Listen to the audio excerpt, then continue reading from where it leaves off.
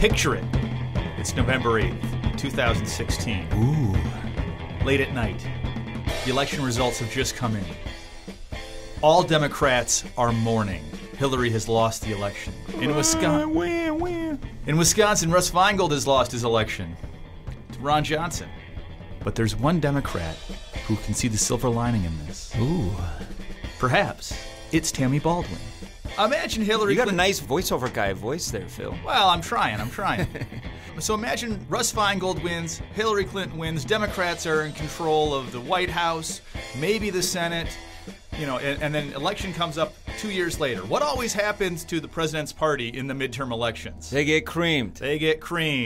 Or at least hurt. And Tammy Baldwin, I've always thought, she's just not that inspiring a candidate. And I thought 2018, she was going to be in serious danger of losing her seat if Hillary Clinton was president. Yeah, because the first time she ran during a presidential race. She ran on Obama's coattails back in 2012. When Democrats tend to do well, but in an off year, Democrats tend to do not well.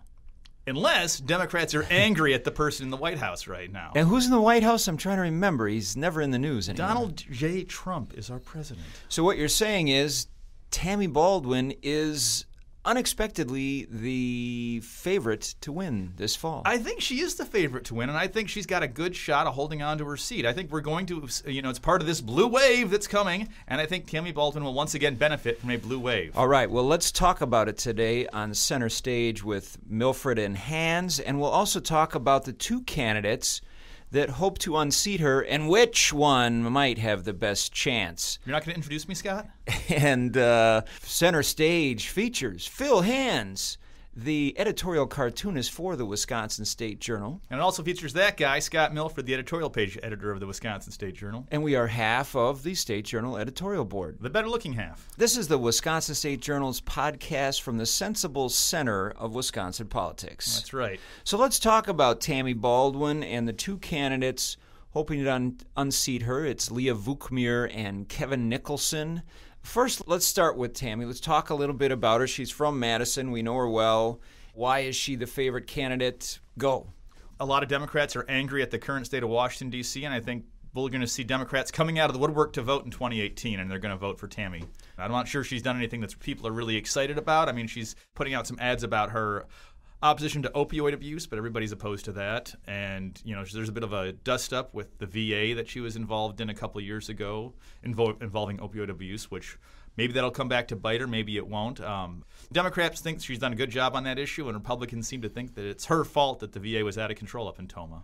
Yeah, one thing Tammy Baldwin does really well is she doesn't make mistakes. No, she never says anything No. silly or dumb, or she also doesn't say anything super inspiring or inspirational either. Yeah, she's not really a great quote from a journalist's point of view. And when she came into office, of course, this was 98. She came in as the very progressive candidate, winning the congressional seat in Madison. In the House, she was the first openly gay woman elected to Congress, I believe. Wasn't she the first openly gay senator elected, too? She also was that, yeah. And she was initially in the House when nonpartisan groups would rate her voting record and her positions. They would consider her to be one of the most liberal members of the House. That's not surprising because her seat was right here. Madison, Wisconsin. Centered in Madison, Wisconsin. For example, she had wanted to impeach George W. Bush. She never met a trade deal she liked. And she often supports higher spending on social programs and entitlement programs. But she has moderated some now in her Senate race. We did an editorial a couple weeks ago about the Lugar Center, which tracks each member of the Senate and House on how much they cooperate with the other side. And interestingly enough, the year before her first re-election to the U.S. Senate, she was most improved. She had been far back in the pack, like in the 70s, in terms of out of 100 senators, how often does she cooperate with the other side? The latest assessment of her was she was 54th. Yeah, well, I mean, maybe it's because, when she was a congressperson, she's representing the most liberal part of the state of Wisconsin, and now she's representing everybody. And maybe, she's hearing from different constituencies on a regular basis. She, over the years, has really stressed her constituent services, sticking up for veterans' health care. Health care has been a big issue for her. She's long been a single-payer kind of person. Recently, we had a letter to the editor, in fact, Phil. Touting that she had helped retrieve medals from a serviceman who died in World War II when the family had never received the medals that he'd earned during his service. And she helped them get those medals, which is, something that good representatives do. Yeah, and I think you've been seeing her support more of the mainline Democratic stuff and less of the progressive wing trying to needle the Democratic leaders. Like, she went along with the omnibus budget recently that made it through Congress that the leadership decided to favor because it increased some spending on domestic priorities. She was the only Democrat in the Wisconsin congressional delegation that supported that, along with several of the Republicans, just as one example. Tammy Baldwin's very interesting because, when she won in 2012, if you asked me who's going to win this statewide office of Senate, is it going to be the gay person from Madison, who is one of the most liberal members of Congress, or is it going to be Tommy Thompson, the former very popular governor of Wisconsin? They ran against each other, and she crushed him in the election. It wasn't even close.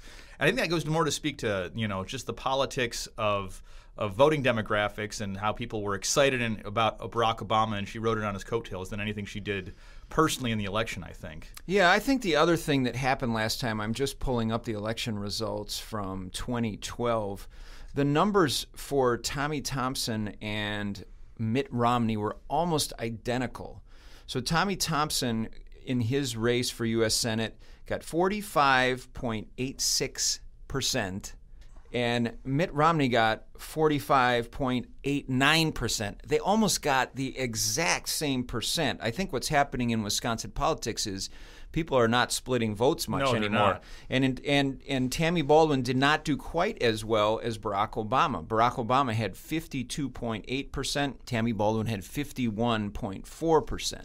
So she didn't do quite as well as Obama. It does seem like more and more voters are either going all for Republicans or all for Democrats. And in a year when the Republican president, Donald Trump, is not very popular, that's good for Tammy Baldwin. I think the weirdest outcome of this election could be that if Scott Walker wins re-election, and so does Tammy Baldwin. I see that as not possible. I think it either goes one way or the other, and that the vote totals are very close. So speaking about Tammy Baldwin's election, there's two Republicans running to unseat her. One is Leah Vukmir, who is a longtime state senator from Brookfield, Wisconsin.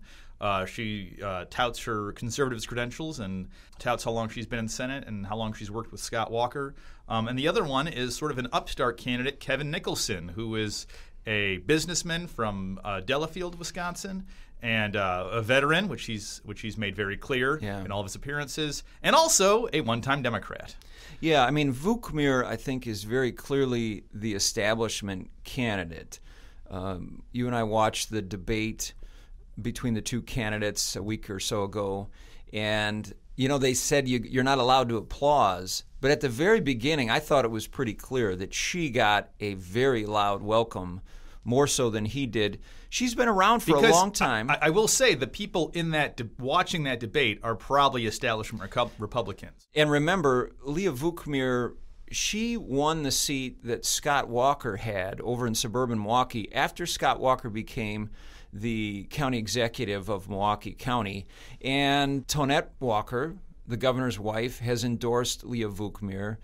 One of the governor's sons is working for her campaign. It feels like sort of the Walker Republicans have wrapped their arms around her, although he has been clear that he's not going to endorse in this race. Most of the Republican leaders across the state are getting behind Leah Vukmir, and Nicholson is positioning himself instead as the outsider, and he touted at the debate Ted Cruz's endorsement. Yeah. That he is a different kind of a candidate. If you want the same kind of Republican candidate, don't vote for him, is basically what he's saying. He would have been the perfect candidate for the Republican Party 2 years ago when Trump came into office. I mean, he's got that kind of outsider businessman, this we need to drain the swamp thing going on. It sounded like in that debate that we both watched, they kind of fought over who was the Trumpier candidate. I should think a lot of these people are doing in these primaries is who is Trumpier. And I think he's a much Trumpier candidate than Leah Vukmir, despite the fact that Leah mentioned Trump's name a lot in that debate and praised him, effusively, basically. Yeah, it is interesting that now Trump's polling has increased a little bit in the state. He was down in the 30s, and I believe last we checked at the Marquette poll, he was at 43% approval rating in Wisconsin, although half of people didn't approve of him. But it was interesting that both of them, in trying to win this hard-fought Republican primary, they are both embracing Trump. And Vukmir must have said the wall and build the wall, I bet, a dozen times in that debate. I bet she did, yeah. But Nicholson was the one saying he was going to break the glass and do things differently. And is he hurt by the glass ceiling? Since you bring up the glass ceiling, that's interesting because Vukmir is a woman. A lot of people have said this could be the year of the woman. Why? Because of Trump. Trump is a chauvinistic guy. He's got the porn star scandal. Porn star, president, and hush money. Let's say those three things in a sentence again. Yeah.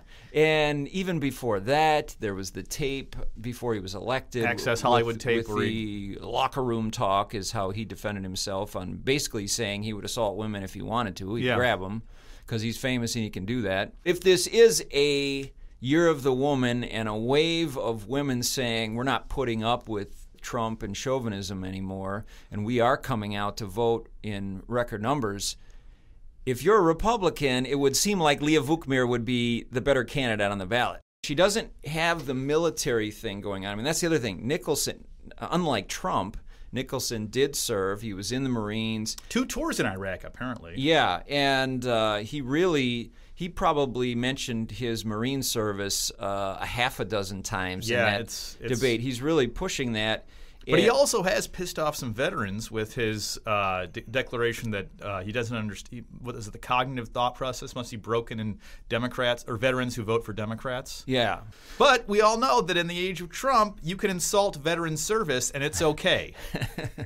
It does appear that Trump can do it anyway. Vukmir, the issue that she does really well, the Trump issue that she does really well, is immigration. Because she's the daughter of Greek immigrants, and she talks at length about, besides building a wall, she talks about how her Greek relatives came in through the front door legally to the United States, and that's what we should do. We shouldn't have people sneaking in who come illegally. And that seems to play well where she can say, we really like immigrants. Some of my family members are immigrants, but we want to do it the right way, and that Trump's trying to do it the right way and build the wall, build the wall, build the wall, build the wall. She wants to build the wall. She does, apparently. She keeps saying that. But she's a woman. She's not just a woman. She's a nurse. And I think that when it comes to health care debates, that brings a certain level of credibility. I think she can talk about a lot of issues in more depth than Nicholson can. Why?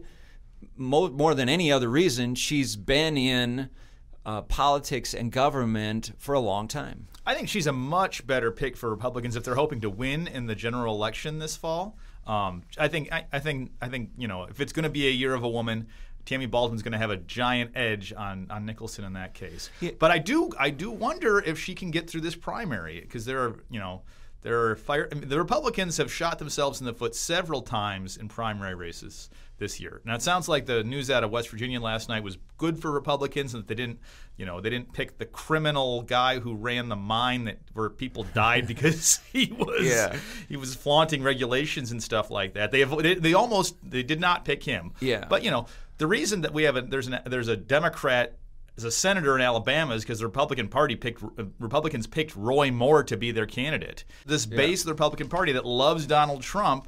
If you're really behind Donald Trump, I think Nicholson could speak to you more than Vukmir will.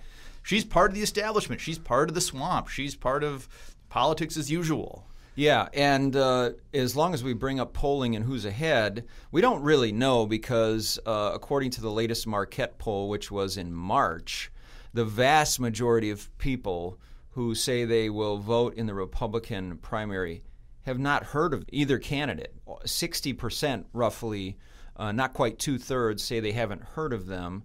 nonetheless, of those who said that they were going to vote in the Republican primary, Kevin Nicholson did lead 28% to 19%, although 49% said they don't know.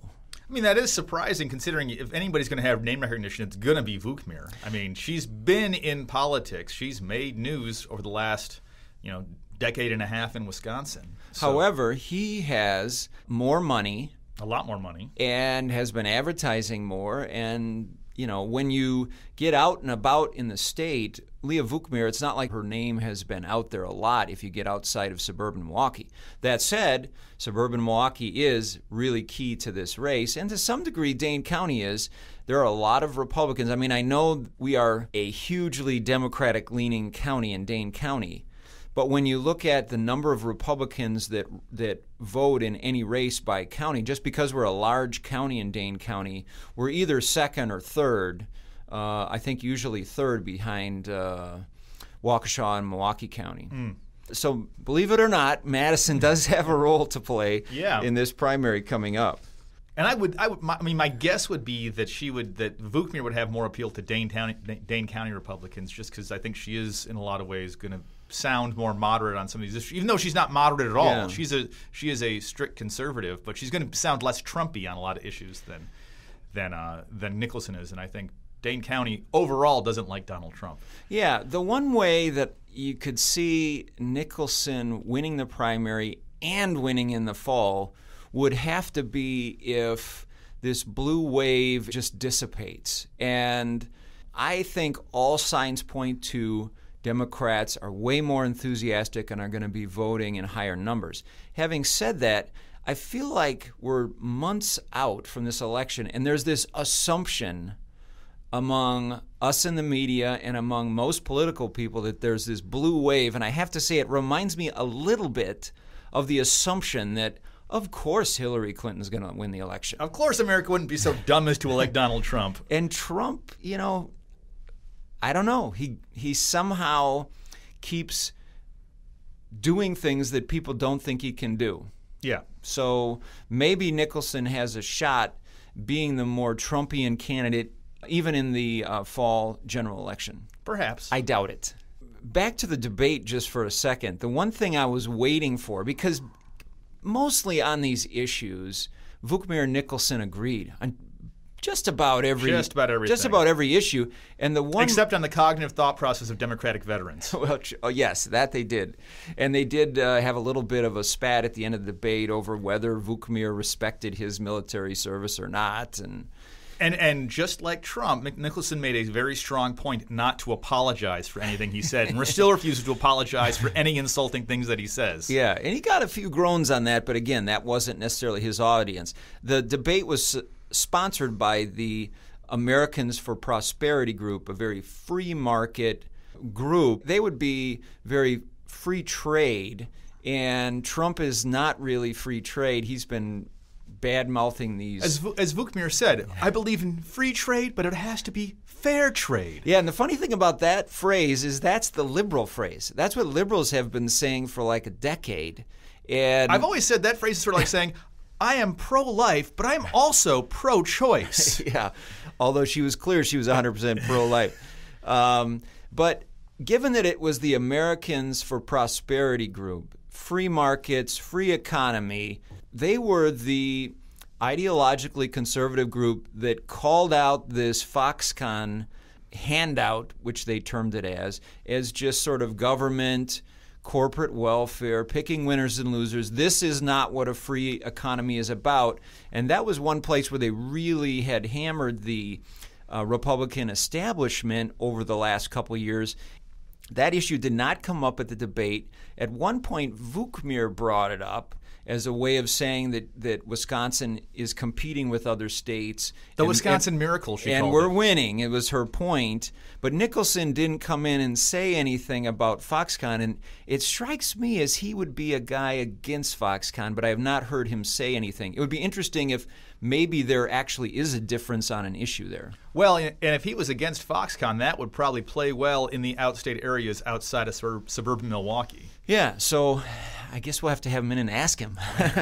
I would like to say that, Nicholson besides being a military guy and a businessman, he is a really smart guy. I mean, he went to Harvard School of Government, and he went to Dartmouth for his business degree. He's no dummy, and I have to say, in watching the debate, he was better than I ever thought he was going to be. Yeah, he was. I thought he was going to be kind of floundering a little bit, not knowing what to say. He was, if anything, he was very clear, simple, but clear. You know who he kind of reminded me of, actually, listening to him talk? A little bit like Paul Ryan. He had sort of that same cadence to his voice, that same sort of very matter-of-fact, simple, sounded often very reasonable, not to compare the two in terms of policy together, but he reminded me of, he reminded me of Paul Ryan. I will say the thing about this race that I find really sort of annoying is how many people are questioning whether or not he's a true conservative because he used to be a Democrat. In fact, he was the head of the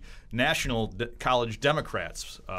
And spoke at the Democratic National Convention. Democratic Convention in 2000. But clearly he's chosen to run as a Republican, and he sounds conservative to me.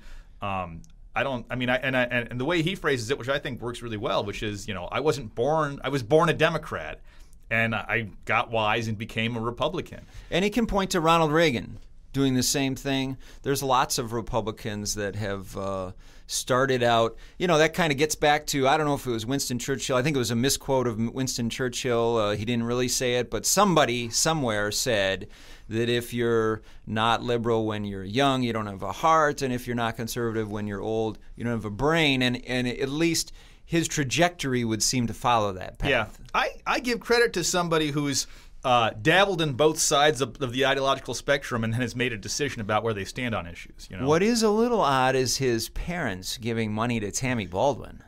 Bottom line, though, which of the Republican candidates here is the biggest threat and challenge to Tammy Baldwin, who is favored to win this fall? I'd have to say Vukmir. Vukmir's a bigger threat, but I think she's got a harder shot. I think Nicholson's got the better shot to win the primary at this stage of the game. You haven't drawn either one of them in a cartoon yet, have you? I might later today. Well, what sticks out? What sticks out? Well, Vukmir's a woman, and she's that sticks out to me. And Nicholson has he's got that G.I. Joe look about him. Oh, okay. So maybe I'll just make him an action figure or something like that. All right. We'll talk again next week.